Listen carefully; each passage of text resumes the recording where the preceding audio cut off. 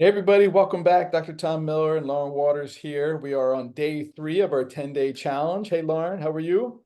Doing well. How are you today?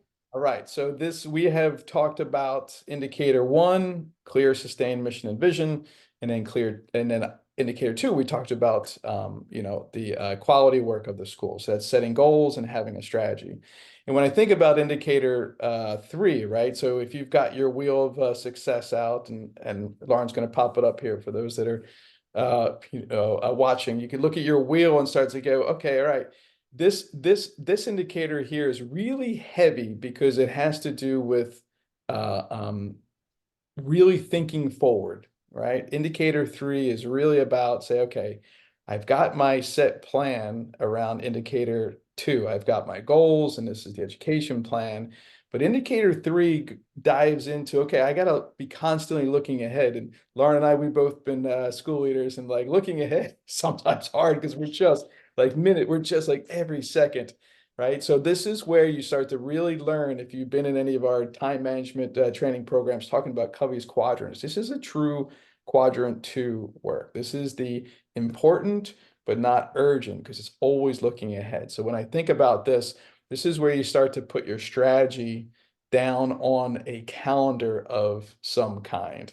If you only have school for 180 or 185, and some schools go a lot less than that.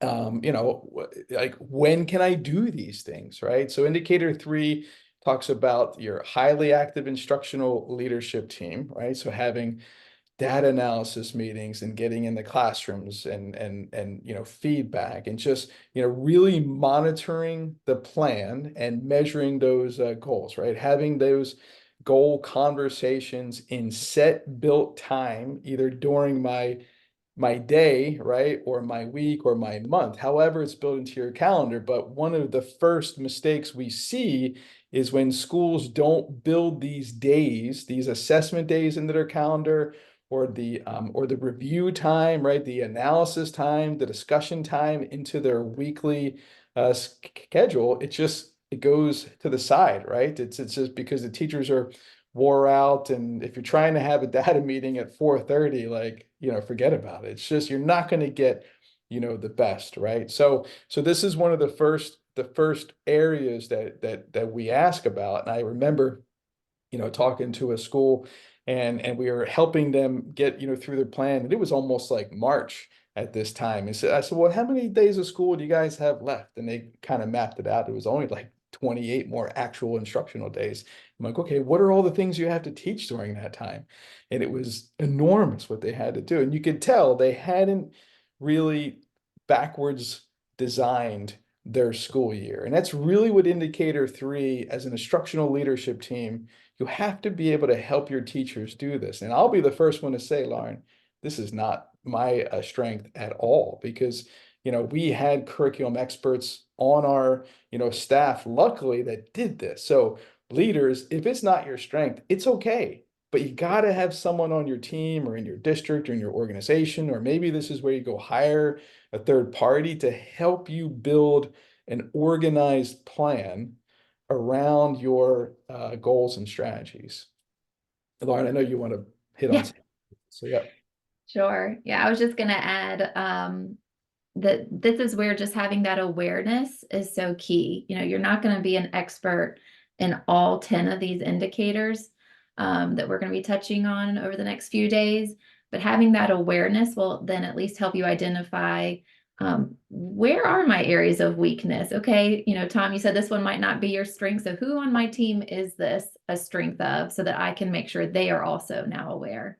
Yeah, no, I love that because I just said this to my wife yesterday. I was like, man, if someone builds me a plan, I can follow it. But man, if you want to ask me to build my own plan, I'm just all over the place. And so this, like, if I was fully in charge and if I was the only leader and had to like be that highly active instructional team and lead that to make sure the professional development was lined up to our curriculum and our instructional methods, and maybe most importantly, how to analyze data, how to read reports correctly, like that would not be my thing. Like we'd be good, but we wouldn't be great, right? So you really got to find someone who's experienced that. And because leadership, it needs to be caught. It just can't be taught. So just, reading a book and being like, oh, okay, yeah, that makes sense. But now I need to see someone to do it. So if you'll see, this indicator has 5 substandards, and my favorite one is probably the last one, the build by borrowing, which I believe, Lauren, when we look at our scores, this is one of the lowest substandards that we see, is that leaders don't always get a chance to go see other schools, and that's what build by borrowing is. Like, hey, like what's a high performing school in your area? And can I go see it? Because what you may want to do is bring your instructional team to that school to actually like catch that culture, to catch those conversations in data meetings, and what are the resources, and what are the questions asked, and how are the teachers really driving those meetings? Because if the leader is doing all the talking in an instructional meeting, that's a problem, right? But it may start that way, Lauren, right? But I mean, but eventually it has to be bottom up. Whoever's closest to the data has to be, right, those thought leaders, those strategists, to really create better results. Absolutely. And in general, I wanted to point out, this is our norm data wheel of success.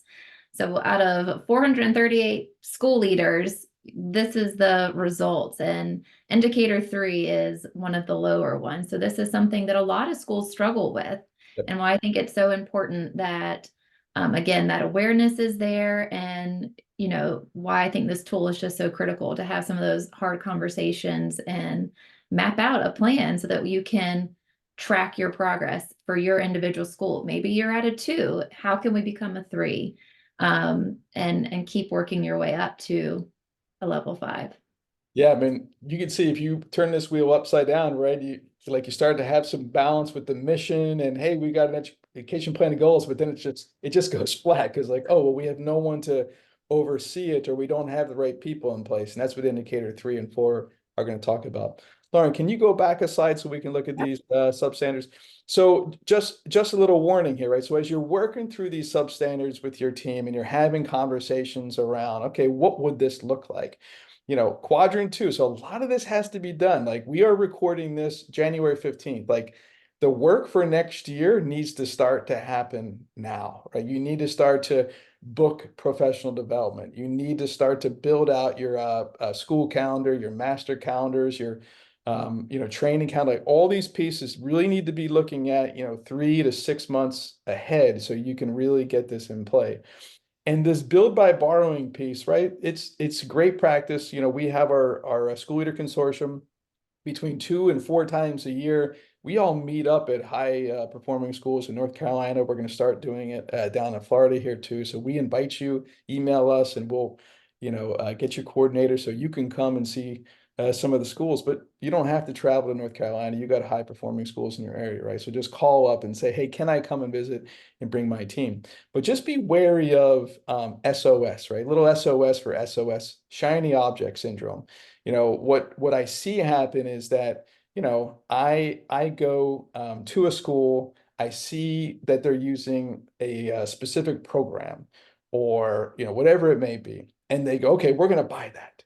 And what they don't realize is that going back to the purpose of a goal, the purpose of the goal is not to necessarily achieve the goal, it's to grow into the organization or the person who can achieve that goal like through habit.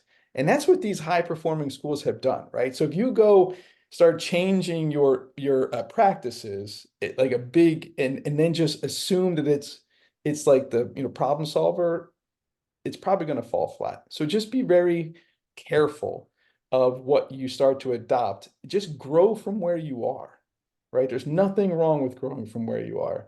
And Lauren was, sharing like at her school, they were using MAP, right, Lauren? Go ahead, and then what you learned, right? After you guys use a little bit, you had to kind of, back up, right?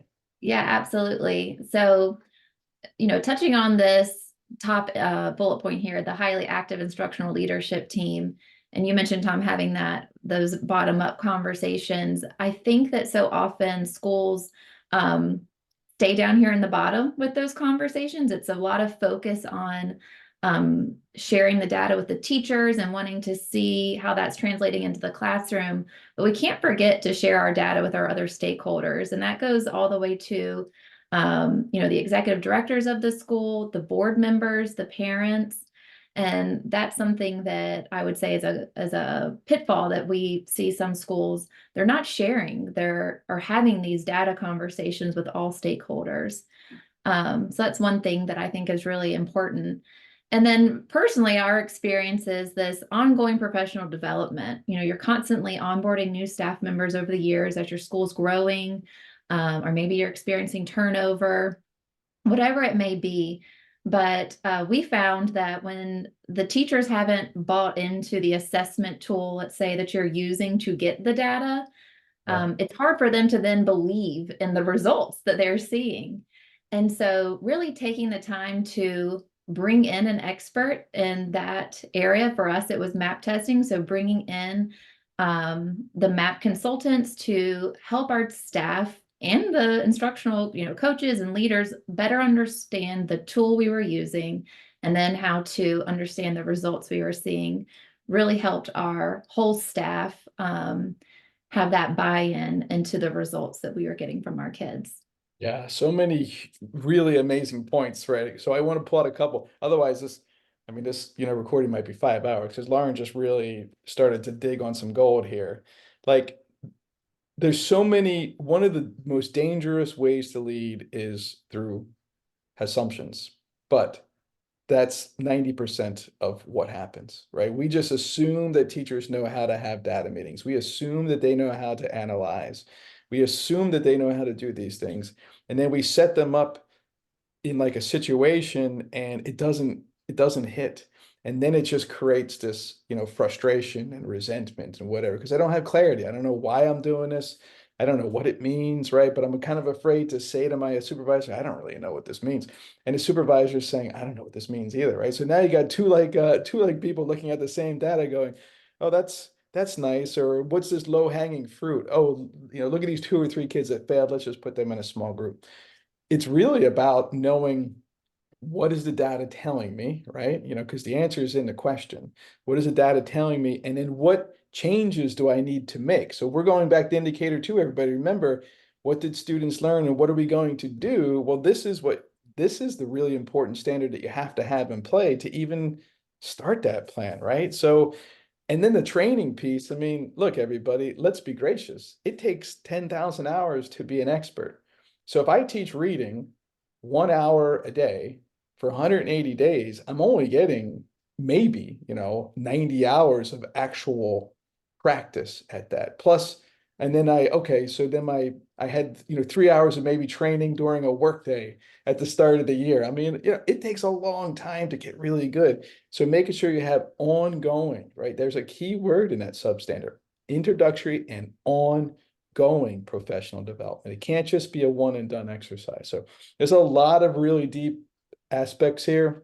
We go deeper in the book around how to lead effective meetings, how to work with people, how to communicate with people. But this is a really important standard, and as you can see, it's a standard that most schools need to focus on. And the challenge could be that most schools aren't able to do it alone. They need help. So go out and find that external help. Ask a school leader to mentor you. Find a third party that can really support your goals. And it's okay. It's okay because this is a growth goal for sure. Lauren, any other thoughts you want to, the only thing I have, written down is the time per day. And so like maybe, we'll definitely hit more on that on like indicator 4, but if you only have 180 days of instruction and you only have 7 hours per day, where everybody's in the building together, you have to be so focused with your time because it just flies by. And so this indicator and indicator 4 really, really focus on you understanding with clarity, what's my job? Where should I be spending my time? Who should I be spending it with? And how do we organize the day so our teachers can really think and analyze and take action steps about creating improvement. Right? So go to 10indicators.com, take your assessment if you haven't, download your wheel, get your scores and put them on your wheel and set up that meeting right now with your leadership team and say, hey, everybody take this assessment. We're going to meet, for 2 hours and we're going to talk about our scores as a whole. And then, get the book. And you can get the book and everybody can read the book as a team and really start to build out your skinny strategic plans. We call them those 90-day plans, those action steps are going to help create and get better results. So that's all for indicator 3. We will see you on the next, what I think is the most important, well, it's one of the 10 most important indicators that we have, that's indicator 4. Bye-bye.